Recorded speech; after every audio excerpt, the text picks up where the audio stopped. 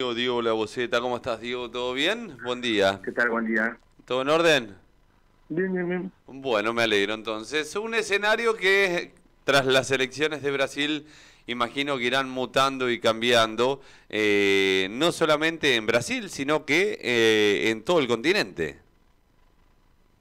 Sí, claramente. Es el líder económico de la región, ¿no? Ujú. Representa el 50% del PBI de América Latina. 50% es el PBI que representa Brasil en América Latina. Exactamente. Perdón, de América del Sur. De América del Sur, ahí está. Sí, sin el Caribe. Bien, América del Sur sin el Caribe. Y con ese 50% del PBI de América del Sur, referente económico en nuestro sector, hay un cambio de color importantísimo en cuanto al gobierno. Vuelve Lula. Vuelve Lula. Sería la quinta gestión del proyecto político. Ujú. Eso es llamativo, ¿no? O sea, totalmente destacable. Hacemos la proyección con Dilma, primera presidencia, y bueno, la segunda presidencia, y después vino el Kirchner y el proceso de destitución, que ahí asume Temer y después de Temer viene Bolsonaro. Ujú. Y ahora vuelve Lula. Claramente no es el proyecto político que arrancó allá por el 2003. La consolidación en el Congreso está basado mucho en alianzas, Ujú. no es tanto PT puro como fue básicamente en la reelección de Lula, pero bueno, tiene un gran desafío y una gran confianza del pueblo. Lo Claro. que sí, perdón, lo que sí, la derecha, el bolsonarismo hizo una excelente elección, porque habiendo transcurrido la pandemia, digamos que a todos los oficialistas perdieron, son 16 en la región, Ujú. o sea, 16 fueron oficialistas cuando fueron a elegir presidente, la cantidad del proyecto político no se dio, Ujú. y Bolsonaro estuvo ahí nomás de continuar. Sí, fueron 2 millones de votos nada más que separan en una elección con un país como Brasil, con la cantidad de votantes que tiene. Sí, está hablando de votos efectivos, algo de 130 millones. Ujú. Sí, no es tanta, o sea, la diferencia no es tan holgada. Un punto redondo. Un Pero punto, bueno, es exacto. destacable tanto la continuidad del proyecto político por parte, digamos, del PT y sus aliados del centro izquierda, como la consolidación de la centro derecha, ¿no? Claro, Significativo, pues. porque se puede llegar a esperar una oposición bastante fuerte en cuanto a lo que puede llegar a ser la continuidad esta de Lula en el gobierno, o sea, el comienzo de una nueva etapa de Lula da Silva en lo que tiene que ver con el gobierno. Imagino que Bolsonaro no desaparecerá del arco político de Brasil. No sé cómo funciona el tema de las cámaras en Brasil, cómo es la situación. No, tiene el mismo sistema que la Argentina, Ajá, pero la mayoría de senadores la tiene la centro derecha, o sea, Bolsonaro y sus aliados, ajá. y sobre todo San Pablo. San Pablo, gran bastión del PT, terminó ganando un bolsonarista. Ah, mira. El- sí, sí, y el candidato había gobernador era Haddad, que fue el candidato anterior que perdió como Bolsonaro la presidencia, Ahí va, ahí va. Ah, mirá, y perdió el Partido de los Trabajadores ahí en San Pablo. en San Pablo, sí. No tenía ese Y dato. amplio, ¿eh? Por 11 puntos perdieron. Una diferencia amplia. Sí, 44 millones de votos, algo así, la base electoral, y perdieron por 11 puntos, mucha diferencia. Sí, dentro de las redes sociales, obviamente, uno ve las redes sociales y dice, bueno, podrá ser o no, digamos, la opinión de la gente. Veía lo que era Twitter en cuanto a la cuenta oficial de Lula, que hablaba sobre lo que va a ser su gobierno, el comienzo de su gobierno y bla, bla, bla. Pasa algo parecido a lo que pasaba acá en Argentina en cuanto a las cargadas en sí. Esto de lo más cerca que vamos a estar de la carne, y ponían una lata de picadillo en algunos lugares. Bueno, acá lo más cerca que vamos a estar de la picaña, decían, y ponían como un procesado de picaña entre las cargadas de las redes sociales, ¿no? Es como que Sudamérica actúa como por contagio, ¿no? Como que hay olas y olas que van levantando o no los diferentes sectores de nuestro continente. Sí, son cuestiones de desgaste de liderazgos. Cuando se desgasta, bueno, aparecen liderazgos generalmente criticando el anterior en función de que no pudo cumplir generalmente con el plan de gobierno y el desarrollo económico no fue previsto. Entonces, ese balanceo que vos decís es lógico y natural de desgaste de liderazgo, pero pasa lo mismo con los gobiernos, digamos, más de centro-derecha. En algún momento se desgastan y vuelve a girar el bastón. Bueno, lo que pasó ahora con Lula en Brasil, ¿no? Sí, hoy lo más Entonces, diferente... es una alternativa, es el juego propio democrático del sistema. Sí, igual, que no haya más candidatos habla mal de nosotros o habla bien.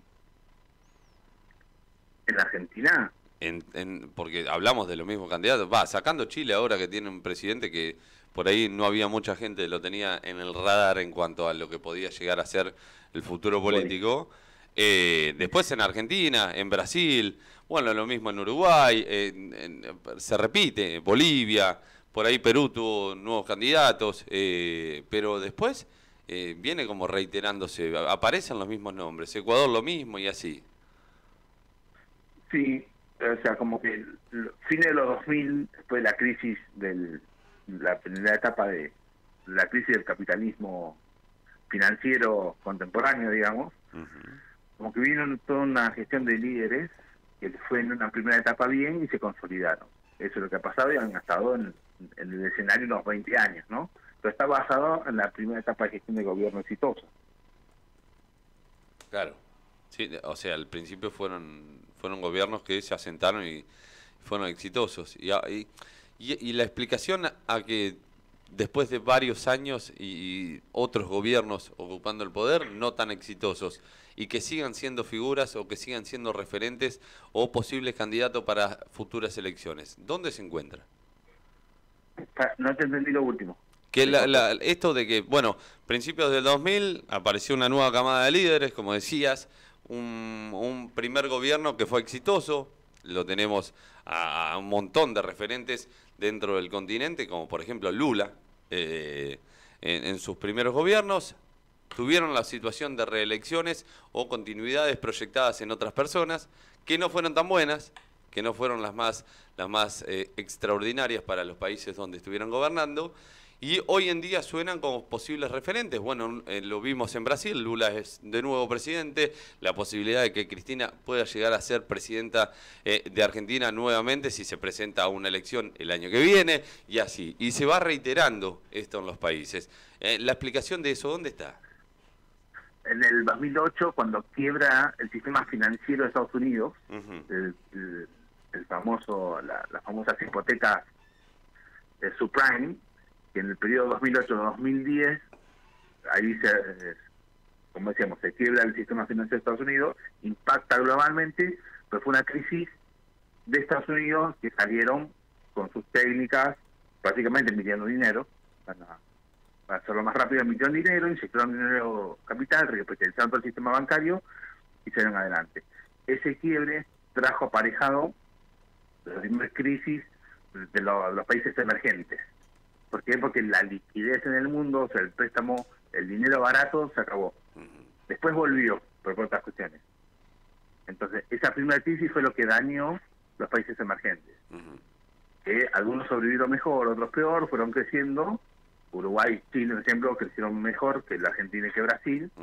Y ahora vino la pandemia, y al que lo agarró bien parado la puede llevar mejor, el que lo agarró mal parado, como la Argentina, lo termina de golpear y de caer. Ese es el proceso en términos económicos de la última década. Cuando se habla siempre de periodos históricos, no se habla de fechas puntuales, sino de momentos puntuales. Claro. Entonces, de aquella crisis a hoy, que son un poquito más de 10 años, pero se lo analiza como década. Sí, es cíclico, es todo cíclico, básicamente. Sí. El tema es que salieron, la crisis de hoy es en función de la inyección de dinero de hace 10, 12 años atrás. El dinero barato. Bueno, en el mundo se acabó el dinero barato. Claro. También ese es el gran problema que debe afrontar toda la humanidad, básicamente, en la actualidad. Porque de ahí dependemos todos. Sí, claramente. Ahí está. ¿Y en qué lugar ahora, queda? El tema de la energía no sé cómo va a salir. Ese es un gran conflicto que tiene el mercado global. El tema de, perdón. La energía barata. Claro. tendrá que buscar alternativas y aquel que la encuentre saldrá mejor que el resto. Sí, pero no hay fuente disponible. Mira Europa.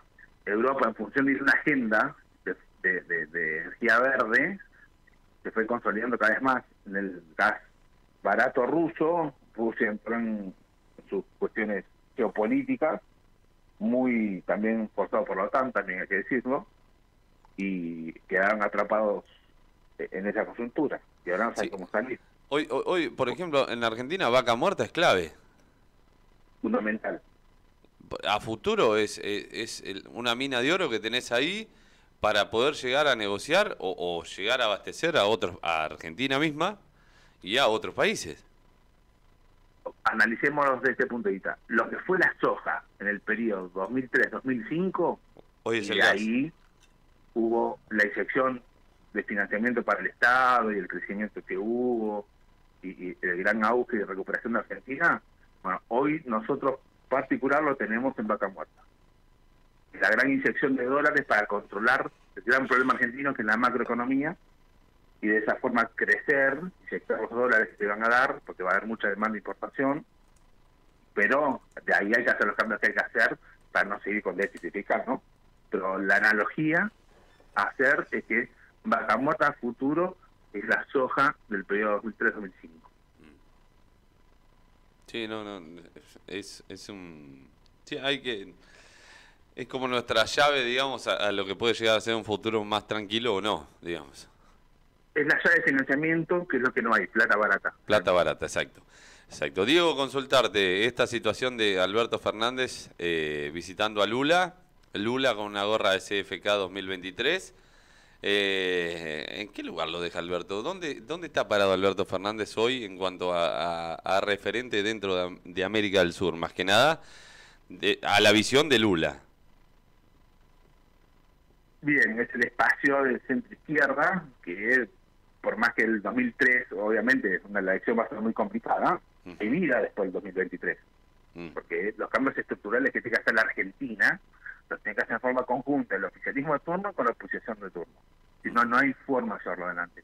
Nadie va a tener consolidado el Congreso como para que sea una escribanía. Por lo cual, el posicionamiento de Alberto es hacer un gobierno dentro de lo posible racional para quedar como una oposición racional. Esa es la construcción que está haciendo. Dejar, o sea, que las palomas puedan consensuar y hacer los cambios que hay que hacer. Y los halcones de una vez del otro, el mismo sistema los corra. Claro, hacer dentro de todo lo más tranquilo posible para que eso decante solo. Quedarse como referente de la centro derecha de la oposición. Perdón, de la centro izquierda de la oposición. Ahí está. Me dicen por acá, preguntarle a Diego por el litio como posibilidad energética a futuro. Sí, claramente el litio es el oro del futuro, pero todavía falta bastante para todo el proceso de extracción y refinado. No estamos preparados para eso todavía, entonces. No, la industria no está preparada, la tecnología todavía no está preparada. Es como la energía alternativa, como los autos de hidrógeno o los autos eléctricos, para hacerlo, para tener algo sistematizado que funcione. Todavía falta mucha inversión, pero claramente ahí hay una gran proyección. Bien. Entre Bolivia, Argentina y Chile, pretenden armar como una OPEP, digamos, los países para centralizar la cesta de producción, pero bueno, falta mucho dinero de inversión, ¿no? Diego, estaremos al habla. 3 minutos nos quedan para las 9 de la mañana, así que tendremos que cortar y hablar nuevamente el martes que viene. ¿Te parece? Perfecto. Bueno, hablamos. Hasta la próxima. Que tengas buen día. Ahí está, pasaba Diego Lauseta contándonos un poquito y hablando un poquito sobre la nueva elección de Lula da Silva en Brasil, un poquito charlando sobre Argentina y demás. Así que Marquito...